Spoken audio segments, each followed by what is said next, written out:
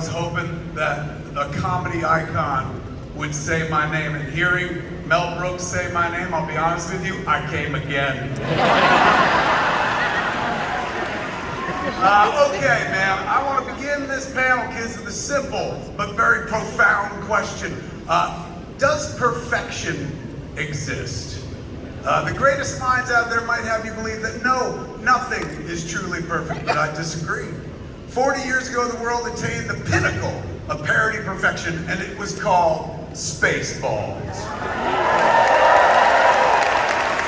The ultimate satirical sci-fi film, Spaceballs, is hilarious, adventurous, brilliantly self-aware, and of course, highly quotable. This work of comedic genius also gave us some of the funniest performances ever committed to celluloid and became a cult classic. And today, we're gonna meet the people who decided to tempt fate and make a new one. Are you ready, kids? Please welcome the director of Spaceballs, the new one, Josh Greenbaum. The writers, Dan Hernandez and Benji Salmon. The writer and star, Josh Gad. Your favorite Jewish princess, Daphne Zuniga. And the newest stars in our galaxy, Kiki Palmer and Louis Palmer.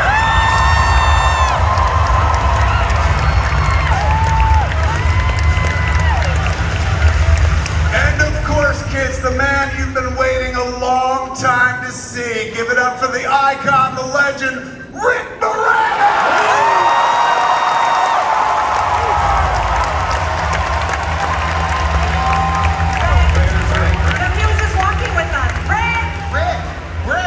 Rick Moranis! I know I saw him at the hotel pool. I mean, maybe he decided not to come. He was with me. I don't know.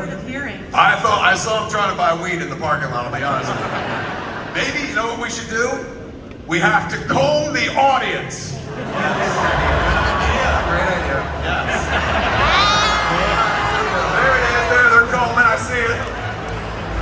Over here. Oh, maybe over there. Wait, who's that? Yeah, try him.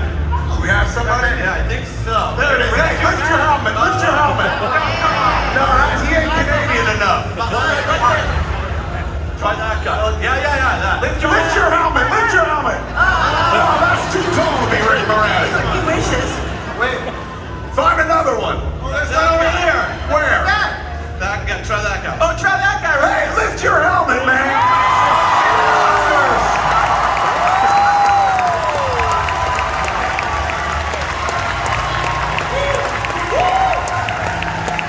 Give it up for the legend, Rick Moranis!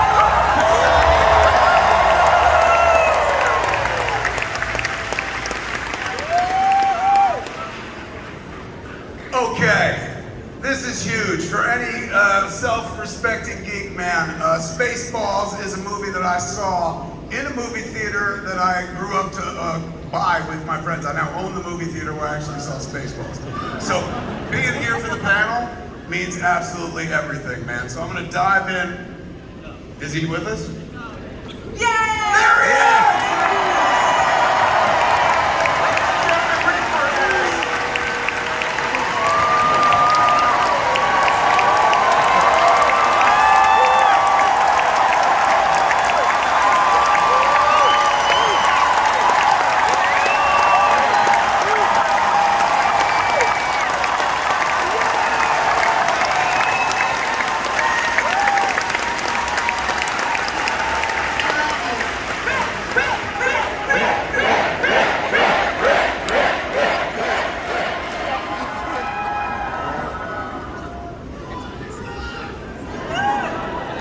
Rick, it has been, have you ever been to Hall H before?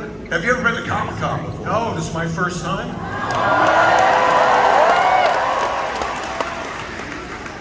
It seems like impossible to think of considering you are geek royalty, man. Of course, not only Dark Helmet, but Seymour Krelborn.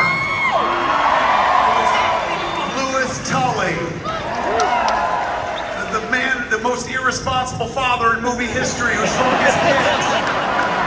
That's one of my You favorites. are a part and a heart of this world, and a lot of us here in the audience, and definitely up here, you made our childhoods better, man. Thank you so much.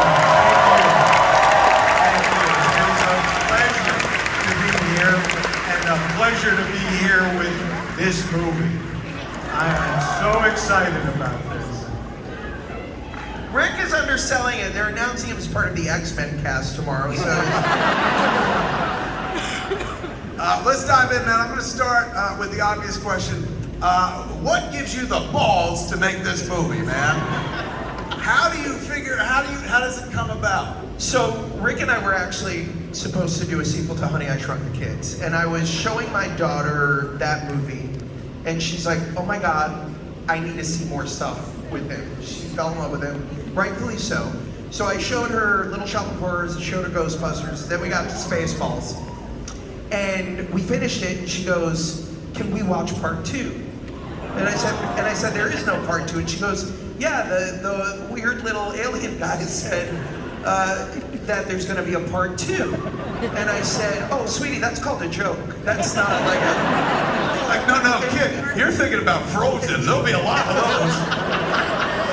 And she goes, "Well, why isn't there a part 2?" And I was like, that is a really good question.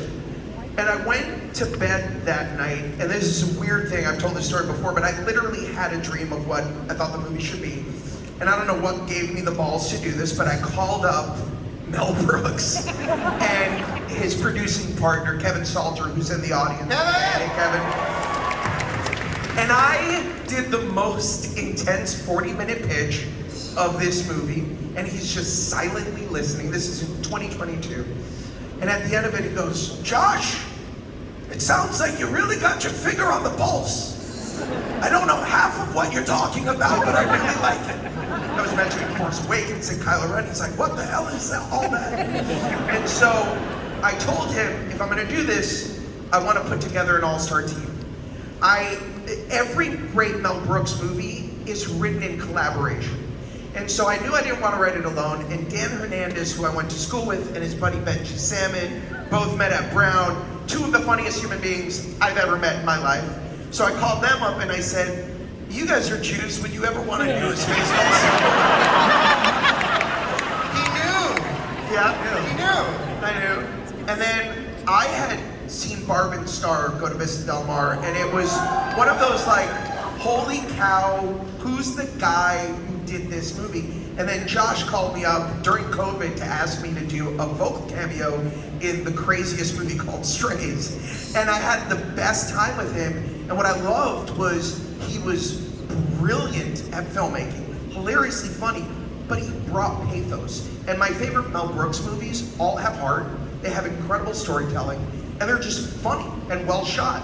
And so I called up Josh, and what was the first thing I said to you? Josh goes, "Are you a fan of Mel Brooks?" To which I was like, "What? This is the dumbest question anyone has ever asked me, John." Yes, I had to test you. There was a chance you said no, in which case I couldn't have hired you. So we then all collectively got on the phone with Mel and pitched him, which you guys want to talk about that? I just have to say, Benji and I are comedy writers, and let me tell you what is not fun, is pitching to the literally funniest person who has ever lived. So you're pitching, and you're going, okay, it's kind of quiet, there's 15 more minutes of this. What's gonna happen here? But then he loved it, you know? I mean, he was so happy, and you know, we were hesitant at first about like, how do you even step into those shoes, and like, can we do this? But then in talking to Mel, we really understood, like, he's been wanting to make this movie for so many years and has been trying so hard, and he finally, you know, he really liked what we had to say about it, and he wanted to do it. And you know, when Mel is like, "Hey, I want you guys to write this movie," then you say yes. You say yes. I tell you, man, it gives me hope that there's a Spaceballs 2, because it means maybe there'll be a Mallrats 2 one day. Why is Spaceballs movie exactly what the world needs right now? I know my answer. What about you guys? First of all, when Spaceballs came out, Star Wars was kind of still a novelty, right? Like, there weren't many movies of that ilk. The kind of movies that was parroting, and the industry itself that it was parroting was a very different industry than this one 40 years later. And we all sort of talked thematically about this word nostalgia. And we love movies that look back. We love sequels. We love sort of like continuing these stories that we grew up with. But we started to analyze what that really means, why we love it. And we thought Spaceballs is sort of the perfect vehicle to kind of catch us up on everything that's happened in filmdom and in fan filmdom and pop culture over the past 40 years. When they made the first one, there was a trilogy to make fun. Right. Now there's like a never-ending fountain of movies that come out that are interconnected in universes. It's high time. And so we really wanted to sort of dive into that, right? Yeah, are you scared? Does that make you nervous? I mean, let me tell you something. If Gad called me up and said, hey, do you want to direct Spaceballs 2? I'd be like, yes, but he didn't. So, he asked me to do the panel, that's even better. If they asked me to do it, I would have been like, no, I can't step into those shoes of a comedy legend, comedy icon, a movie that has had that many years and that much last behind it. What gave you the confidence? It's a good question. It is an immense amount of pressure, but I think there was probably two big things that clicked for me. One, honestly, early on was just remembering, and it was through working with this whole team, that you can't approach a Mel Brooks film from a place of fear. Mel Brooks is fearless, you know, like his films are like, you know, irreverent and just didn't care, and you have to find that confidence to be bold. But to really answer the question, I think it was the involvement with Mel from the beginning. You know, we've been working with Mel for now 5 years together on this thing. And so he's been there every step of the way. And obviously he's a god to me, a father figure to me, but he always sort of gave me this sense of confidence that like, you've got this, even to the point where, and Rick was there, we were at Mel's house, I don't know if you remember this, but right before we're about to go shooting, I say to Mel, hey, you know, any last advice? You know, we were working on this thing together before I go off and direct this thing. And he pauses and he says, yes, actually yes. And I'm like, oh my God, here it comes, the Holy Grail. So I lean in and he goes, don't say cut first. It's action and then cut. You know, it's perfect. It's like, don't take this too seriously. You got this. Go have fun. And so that really is it. It's like just being I think alongside Mel this whole time has given all of us, I think, the confidence to step into his very, very big shoes. And Rick, you came back, man. Like, Well, the truth is that I had to say yes to this thing. It was the only way I could get Josh Gad to stop texting me. Actually, I started talking to Mel about a sequel in 1989, and we kept talking about it. I really wasn't retired. I was just negotiating. Plays hardball. But no, this came along right at the right time, and I started talking to these folks and hearing who was going to be in it, and I spoke to Josh Greenbaum, and I heard that Bill Pullman was coming back, and that Lewis was going to be in it too, and it just felt like this is it. It's time, and yes, I said yes, and it is the best decision I've ever made. It was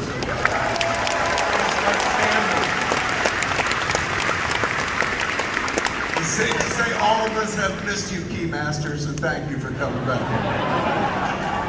Daphne, what about you? What was it like stepping into these shoes after 39 years? Give it up for Daphne!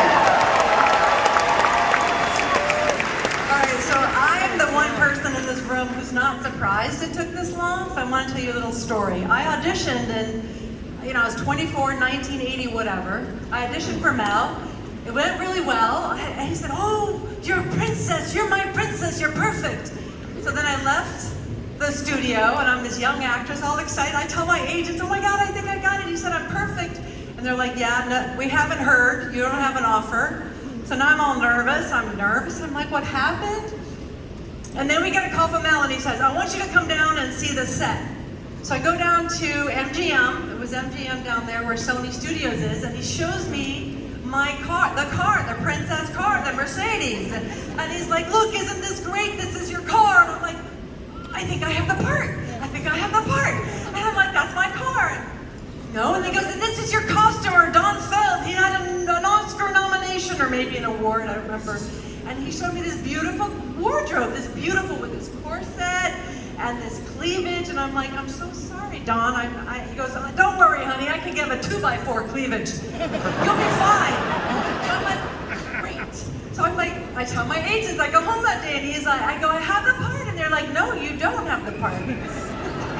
It took him a month, over a month, to give me the freaking part for Princess Vespa. So I'm not surprised it took 39 years. And I'm very happy to be here.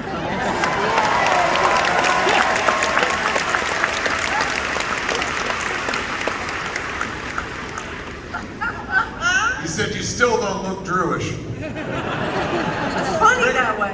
And Daphne, how long has it been, or had it been since you saw Mel between 1 and 2? I mean, I had seen him at his AFI honoring several years ago, maybe 15, 20, but that's it. You know, he doesn't invite me over for the TV dinner every Sunday night like Carl, he did his best friend. I don't know. But Yeah, we also, the first time Mel was doing a voice session, which we'll get into in a minute, but Daphne and Bill came, and we actually have a little video, because Josh and I, of course, were so excited we We're filmed it. geeking out. Yeah, we'll play a little video when they first saw each other, because it had been, I don't know, 30 years, so let's see if we can play that. yeah. Some people you may not have seen in 35 years are here. Do you remember a man named Lone Star? Oh yeah. And a woman named Queen Vespa?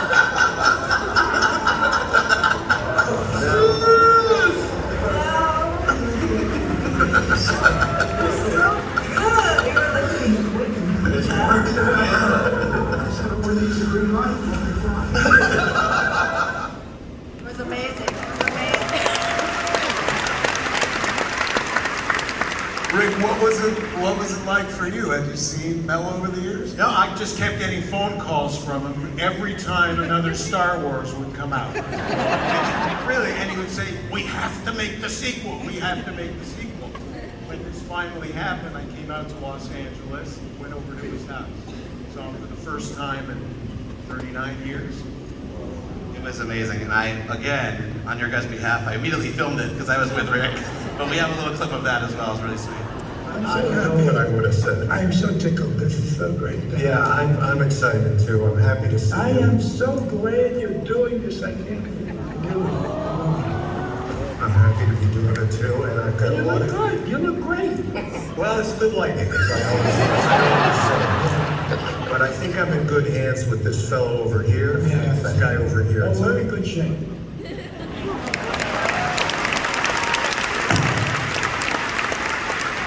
Let's meet the new cast, shall we? Kiki, give it up for Kiki, everybody. Kiki, what was it like to join this beloved franchise? How quickly did you say yes? Oh man, it was just so exciting. From the moment that I started reading the script, I just couldn't stop laughing. That was the thing, is just doing stuff that brings you joy. I think we all could use a little bit more joy and laughter. So, I mean, immediately, the way I made me feel is the way I felt it would make other people feel. So I had to do it.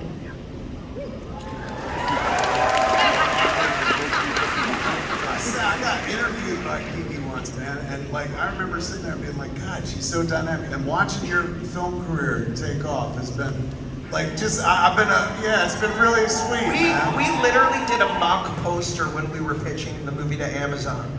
And the person we put on the poster was Kiki Palmer. And we said, we'll never be able to Well, get now it her, won't but happen. well, this is who we're imagining. So when we finally sent her the script and she said yes, it really was kismet. Like, she was our only choice for that character. Well, Jeb, one of the producers, he works on my TV show, The Burbs. Jeb So- Brody. Yeah, Also Jeb Brody.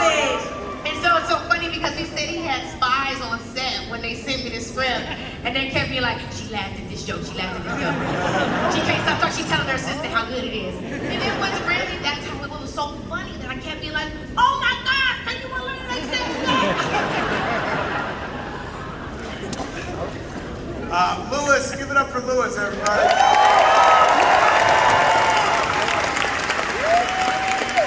Obviously, you're jumping in when it comes to the added layer of stepping into a film that launched your dad's career, man, and acting alongside him. How sweet is that? Yeah, no, it was tremendous. I mean, you kind of make the joke about if you were offered the role of directing it, you would turn it down. That was kind of my initial instinct. I was like, these are shoes that are unfillable.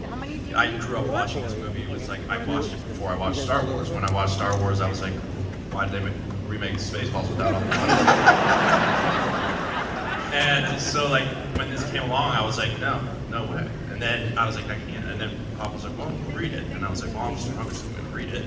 And then I read it and I was like, damn it, this is so good. And then me and Pop had this kind of, like, didn't want to make me make the decision. And I was like, didn't want to step into his shoes. But then once I read it, I was like, this is one of the funniest scripts I've ever read. I was laughing out loud. I rarely laugh out loud when I'm reading scripts. And then I looked at the team and I was like, I would be a fool. It would be weird if I didn't do it. And I would be on my deathbed and be like, that was a weird choice. And my dad, when we finally had our conversation, he was just like, this is, we were waiting for a big, really gritty drama to do together. And then this came along, we were like, well, this might be our shot here. And this is maybe better than any chance anything we could have ever done. And to do something with your family, my dad always says family is everything. And to get to make a movie with your dad, I don't have words for it. That's beautiful. Give it up, man. Lewis, we have a surprise for you. Even though he couldn't be here today because he's doing a show over in England, we asked your dad the same question. He sent in this video. Roll it. Hi, Comic-Con. Bill Pullman here. I'm so sorry that I can't be there with all of you, but I'm here in the UK, tracking down a rare Charizard card.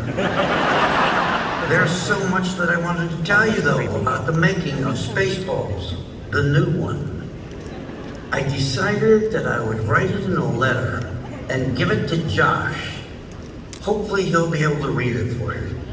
Much love to you all, and see you on the big screen, kinda soon. Give it up for the President of the United States, ladies and gentlemen. I do have the letter, but I was thinking, first of all, I'm not an actor, but it also makes, I think, a lot more sense to have Lewis read this. You all right? I'll pass this down to Lewis and let him read it. This is a letter from Lewis's dad. Lewis is going to read it. Sweet, okay. This came all the way in the post, huh? Hello, Comic-Con. I want to do that. Bill Pullman here. Sorry I can't be here with you all, but I wanted to take a second to tell you why this movie was maybe the most special experience of my life. Family. After all, family is everything. I told you that, yeah? When I say family, I use the term loosely to describe Rick, George, and Daphne, who have been like family to me since 1987. But then there's new family, like Kiki, Dan, and Benji, Josh, Greenbaum, and the guy from Barry, and my son from the 2012 NBC series 1600 Penn, Josh Gad. That's amazing. That's gonna be you, buddy. Nice. He does love family. And finally there's real family. Josh Gad's father, Stan, who came and visited us on set. He and Josh were beautiful together.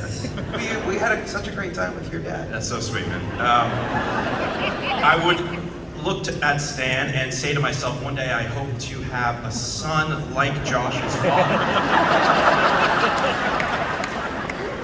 But I would be remiss if I didn't mention Lewis's hair and makeup team, who I grew incredibly close to because they would shave me and do my hair. And obviously Lewis's agent, who sent me the most beautiful start gift, a candle that smells like 16th century Scotland. Okay, what? Nothing beats family, and one day I hope I'm lucky enough to have a real family like the one I made on Spaceballs. Also, Lewis, don't forget to pay Mom back for the cell phone bill we covered in Australia. Louis, mind if I keep that, man? What? Mind if I keep that? That's No, I'm gonna have to hang on to this one. Yeah. It does close out with "Give my love to Stan," Bill Pullman. That's so sweet. That's so sweet. Thanks, Pop. Gorgeous. Makes me miss my dad. All right, kids, so you all signed on to Spaceballs 2 at this point. So let's start with Rick. Rick, how did it feel to wear the helmet again for the first time after all these years? What was it like to step back onto the Spaceballs set? Well, I kept having to pinch myself because I would look at Daphne and Bill and George Weiner, Colonel Sanders. Colonel Sanders, and then there were all these young people, and I realized I was their age 39 years ago when we made this, and here we are now, and my kids are the age of this. I felt like I was in a time warp, but I was in that outfit and wearing the helmet, and it just felt very strange, to be honest with you. But it started to feel really good, and I really started to love it. And who knows, you know, maybe it's the beginning of many. By the way, I will say, when we were trying to get the helmet made and figure out the helmet, we were like, we got to figure out the glasses. And I asked Rick, I said, do you remember what brand, if anything about the glasses? I had the original glasses. In fact, I wound up keeping all of them. They were prescriptions, so I wound up keeping a pair or two of the glasses from all the movies I did. So all these years, instead of playing with my dolls, I've been playing with my glasses.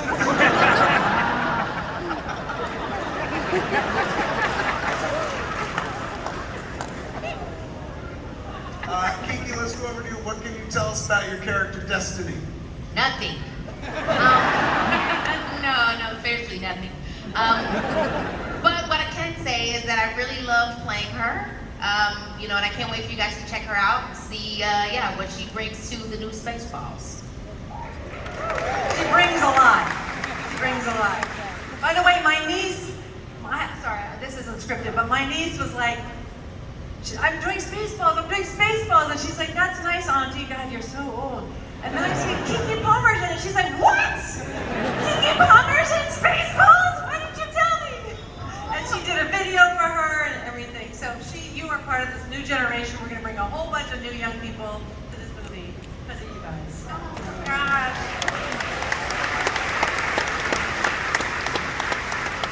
Lewis, you are mostly known for your amazing dramatic work, and while I got the chance to say it, man, that movie was amazing.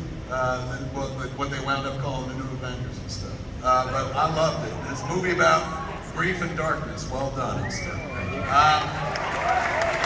But this is comedy. What's it like to throw yourself into comedy with a big C? Terrifying. I mean, terrifying before I set foot on set, and then it was just probably the most fun I've ever had on set. It was the most joyous. Greenbaum, and everyone here led this whole thing with such love and such like understanding that the recipe requires failure and almost begs for it. And everyone kind of urged each other forward in that sense. But then also, like, speaking of like grief and sadness, like comedy comes from that. It's sort of, I remember kind of learning that because Greenbaum was like, before the table read, he was like, really earnestly, it's all that you need in the scene of everything. And I was like, okay, I can do that. I just kind of, just play it all as truthful as possible. And luckily my lines were, did all the goofiness because I'm a very smart guy. And so that was really close to home for me, so I was really fortunate. I think that's the thing that Josh always said too, Josh Gad, both Josh Greenbaum and Josh Gad, but you said it at the beginning of this, Josh Gad, where it's like just the truth of it. That's what makes it funny, is the heart, the pathos, that no matter what, that's what's guiding the story. And I feel like we all really had a lot of fun with that, doing this, finding the heart in every moment. Yeah. What are you looking like that for? I just like that you got the mic back up. I was like, you gotta be talking more, Kiki. Like, it's always fun when you pick up the mic. There's a lot going on here. Daphne, how is it to no longer be Princess Vespa? Well, to quote a friend of ours, it's good to be the queen! Let me tell you.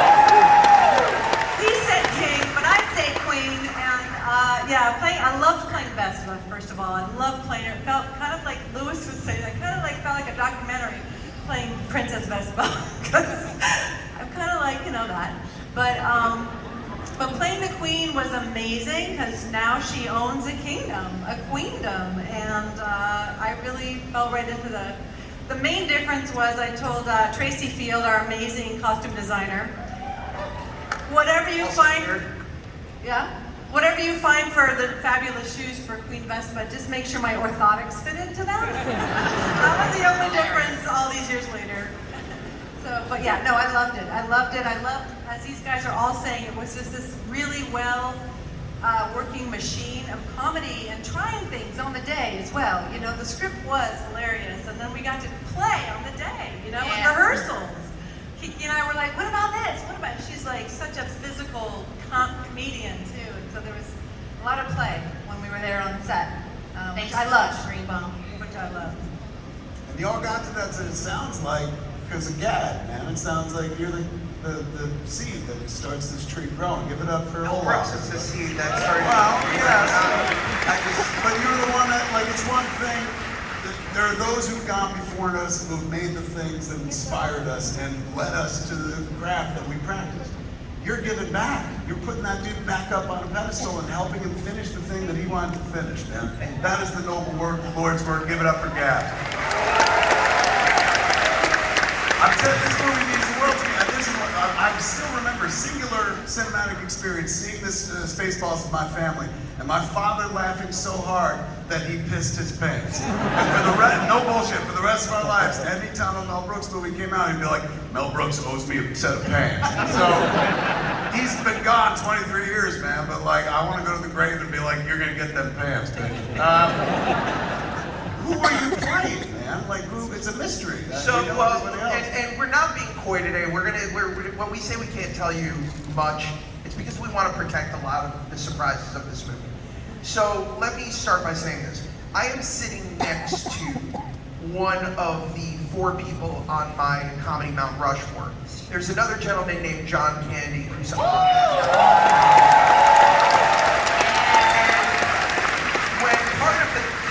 this movie was I wanted it to be a love letter to John. John is one of my biggest idols. I'm gonna put rumors to rest. I am not playing Barf in this movie, okay? And that is a role that is singularly played and will ever be played by one person. And while I can't tell you who I'm playing, I can reveal today that I am playing a new Mog in our film, okay? So that's all I can really say, but it is truly in every way, shape, and form. John is at the beating heart, I think, of this film, and is a part of the reason why I think the movie ultimately has so much heart. I hope you guys will agree when you see it. So that's what I can say for now. Did you see that Candy documentary? It was incredible. Wasn't it fantastic? If you guys have not yet seen the John Candy documentary, it is unbelievable. Just watch the first 5 minutes when Dan Aykroyd gives the most stunning eulogy you'll ever hear in your life, and it'll make you want to watch the rest of the movie. Give it up to the late, great John Candy.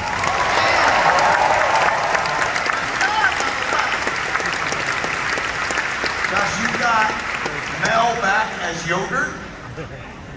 Yes, Mel is back as Yogurt. Yes. The Almighty. Just plain Yogurt. And yeah, so we've been, like I said, we've been working with him for 5 years on the script, the development, but we've also been recording with him because at 99, now 100, if you didn't know, he turned 100 2 weeks ago.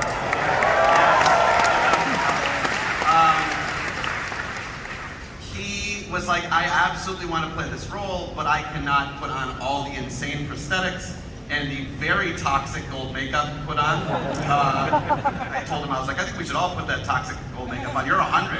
Like, I don't know what was in that stuff. But yeah, he said, I obviously want to do this, so we've been recording with him. Some of that footage you saw was right after one of Mel's sessions. We've been recording sessions with him. We did the dots, which he didn't like on his face. He didn't look at. He later on was like, I don't need the dots. And I turned to my VFX team, I was like, do we need the dots? They're like, I was like, Mel doesn't like the dots. They're like, no, I guess not. So we took the dots off. But we've been recording with him. We're working with incredible artists. And we had a digital ILM, the best in the business, to obviously bring, through the magic of VFX, bring yogurt to life. But I did bring a little bit of clips from one of our, I think this was after our first session we recorded with him, which was actually a few years back. So you'll see a little clip, he's got the dots on, this is before he made us take them off. But I just love this clip because it also has Mel talking to Dan, Benji, Josh, and I about the script at the end. So we'll play this clip for you. Bless you all, the Schwarzes, are you happy? Yes, I'm happy, very happy. It's good writing, very good writing. And you could have used my help, but you didn't need it, really. You didn't really need it. Yeah. It was great. It was easy. It was fun. God bless you all. God bless all the Joshes. So, very nice to have the best moment of your life captured on video when Mel Brooks compliments your life. So I think that for us, we were sort of like, well, there's nowhere to go from here. So that was a very nice one. Lest you think that it was all smooth sailing with Mel, I also brought a clip in which shows a little, every once in a while he didn't like the jokes we had, or the No, don't tell them that. I'll play a little clip here. Well, 2 good readings on those, Nicholas. Yeah, those were great reads. It's just another idea to try. Yeah, your idea's gonna get all up. You and your idea. He was always right. We all would always say, like, Mel's right. He's always right. My favorite is when he would just say, no, that's a bad one. I'm not going to do that. We're blessed that you, like a filthy little cup, you brought a camera everywhere with you, man. Give it up for Josh, everybody. I was thinking of you guys this whole process. But no, I do want to say something which we might have said at the start, which is, we got to give it up to you, the fans and all of us, because that's the only way this movie gets made, is that you all kept this movie alive for the last 40 years. Seriously. Speaking of the original, Kiki and Louis, do you have a favorite scene from the original? Well, the one I can think of right now is the stunt double one. Where they come back and they turn around and you jump scare. It's like, that ain't them. I love that. God, it's an embarrassment of riches. I mean, I've probably seen it probably over 1,000 times. I have a least favorite scene. My least favorite scene is when Barf knocks my dad's cowboy hat off. And I remember being too young to understand that that the hat didn't just fall into the abyss of space. And so I was like, his hat's gone. And I didn't understand what the movie's about at this age, and I was like, so this whole movie's about him trying to get his damn hat back. And they don't even get the hat back. And for a while, I was like, I had real beef with Barf. And it broke my heart that his cool hat was just gone into the star. So that, I still would like to go back and tweak that. I'll talk to Mel about that. For many of us, Spaceballs is a classic comedy. For you, an existential crisis about that. Spaceballs is endlessly quotable. Daphne and Rick, what Spaceball lines get quoted back to you the most over the course of the last few decades? Well, both of us. Well, we have different lines in the movie. What's yours? Most quoted? Well, I always get "May the Schwarz be with you," and I get a lot of "You went over my helmet." But honestly, the line I've heard the most, and I appreciate the most, which is one of the reasons I'm so excited to be here today, is the line I get is, "When are you guys going to finally make a sequel to that thing?" That's what I get. Well, I get all the time, my hair! He shot my hair! Son of a bitch.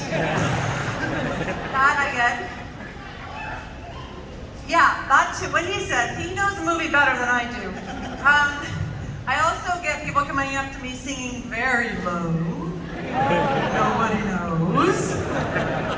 And then something about the hairdryer, and I can't live without it. I get that all the time. So those are the ones I get. First film, Yogurt reveals his master plan, merchandise. Being the wise and brilliant man that he is, he reveals that he's expanded the Spaceballs brand to include a bunch of cool new products. Now, I know we're still a ways out from release, but do you guys have plans to fulfill Yogurt's vision to expand the world of Spaceballs even further than just these two movies? Yeah, it's such a great question, Kevin. Thanks for asking. And one we were hoping you would ask. Yeah, I mean, we're actually very excited right here in Hall H, to announce that this is just the beginning of our plans for a Spaceballs cinematic universe. Hall H.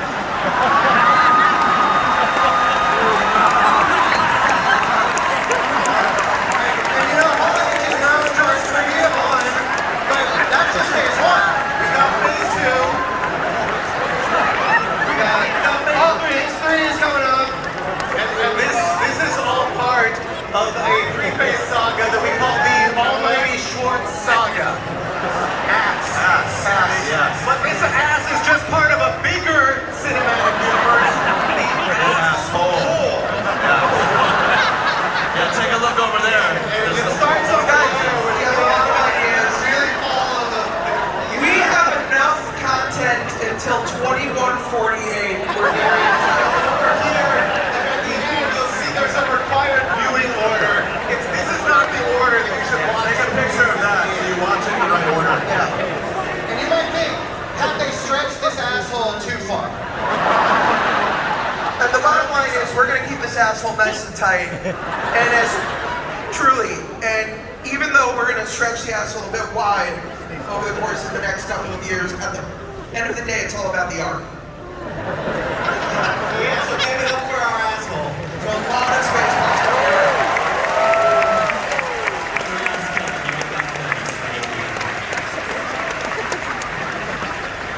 That's one big asshole, kids. That is a lot to unpack. Now, I want to invite members of the audience to come up and ask some of your burning Spaceballs questions, man. Let's open it up to the audience. Let's give it up for the late great Joan Rivers, Dot Matrix. Joan Rivers, Dot Matrix. Yeah. Dick Van Patten. Tom DeLuise. All of these beloved folks are represented in some way in our film and given a love letter. Thank you for asking. Very nice. We got our first question asked. What's your name, Captain? Hey there, Kev. My name is Sam. Give it up for Sam. Sam's first. That takes guts. All right, Sam, what do you want to know? My question's for the cast. I was wondering if you could be in a remake of a sci-fi movie with this same creative team, a different sci-fi movie, what would that be? Wow. Why bother? Sam. Different sci-fi movie with this group, we'd make a really weird play.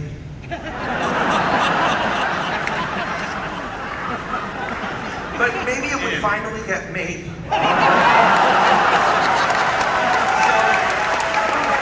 It's history, Blade. Do you know Blade? You don't know Blade, do you? Great.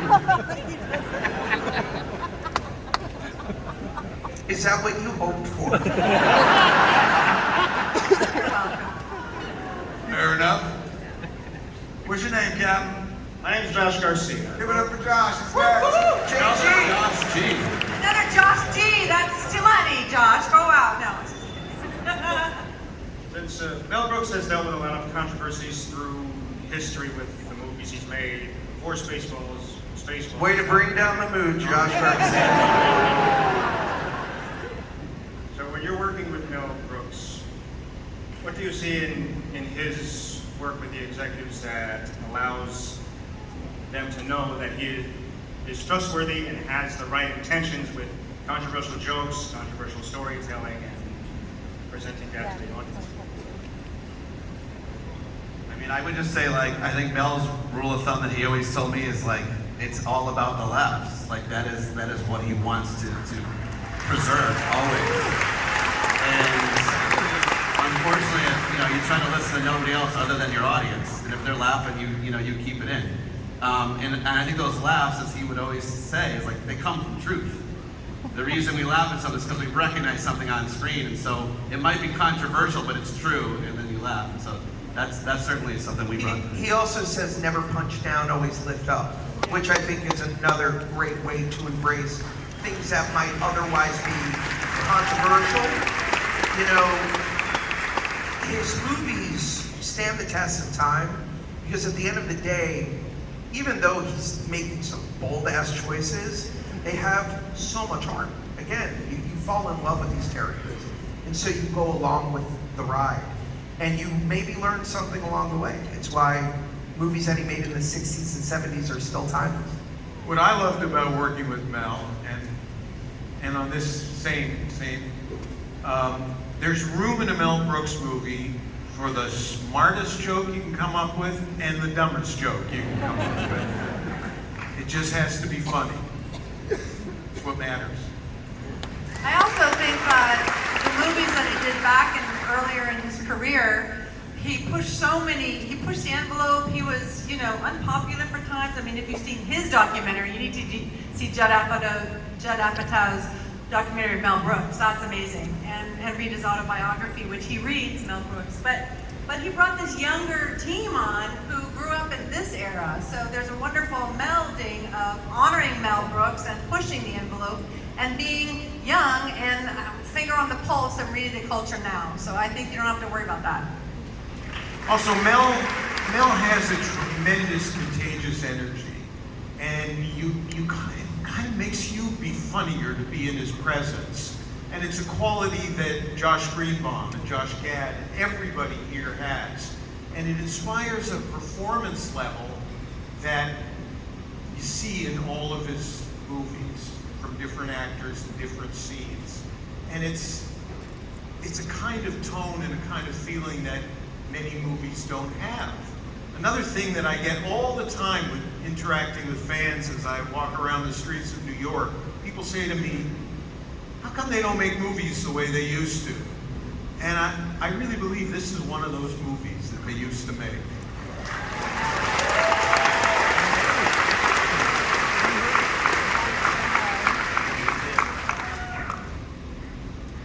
After you, sir. Hello. What's your name? My name's Aaron. Give it up for Aaron. Aaron's next. Absolutely loved seeing the first Spaceballs movie. My dad also showed me that movie and absolutely loved it.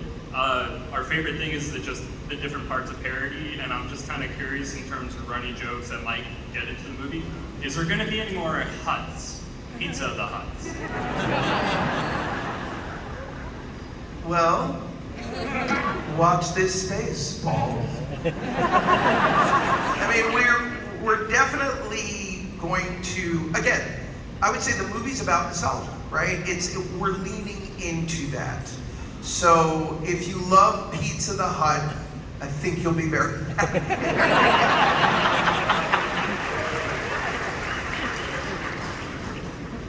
What's your name, Ken? My name's Mike. Give it up for Mike.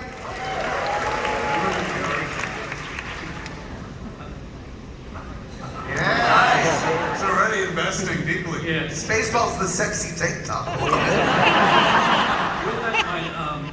I love boosters, and it was such an amazing movie. Thank you. And it was so original, so funny, so everything. I just want to know what it's like going from something so, I don't want to say low budget, but so original and amazing to something so, I don't want to say corporate, but Amazon. I mean, budget makes a difference, right? I think with this, in this situation, or what people often think when they think big commercial is that it loses its creativity or its heart. And I think that's why I was so excited to lean into this one when I read the script. Because I was thinking to myself, okay, Spaceballs, I know the thing a little bit, you know what I mean? Is we just gonna be playing around and it's just a big cash grab. But when I read the script, I said, okay, well, this is one of those great situations where you're glad they gave those people the budget. Because now we get to actually make something really amazing and make it larger than life. You know what I'm saying? That's what made me happy about it. This is that kind of creative niche thing that always should have gotten more. And now I get to be a part of the one that does. So Amazon did good with this. Thanks, Jeff.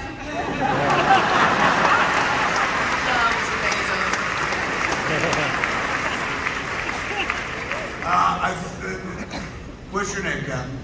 Hi, my name is Eden. Give it up for Aiden. Aiden's going to be our last question. Go ahead, And my question is, my favorite gag in the movie is about surrounded by assholes. So I was wondering, since the prequels of Star Wars, maybe all of the assholes are clones because there's many assholes. There's a lot on this stage right now.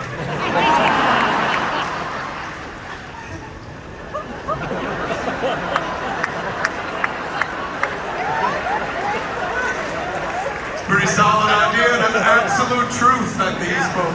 I don't know if that was a question, but it's a beautiful observation. I think it gives our movie more depth than it ever deserves. I think that's going to bring us to the end of this panel. Josh, is there anything else you want to add before we say goodbye? Well, there is one thing, Kevin. I was wondering if you all would want a sneak peek at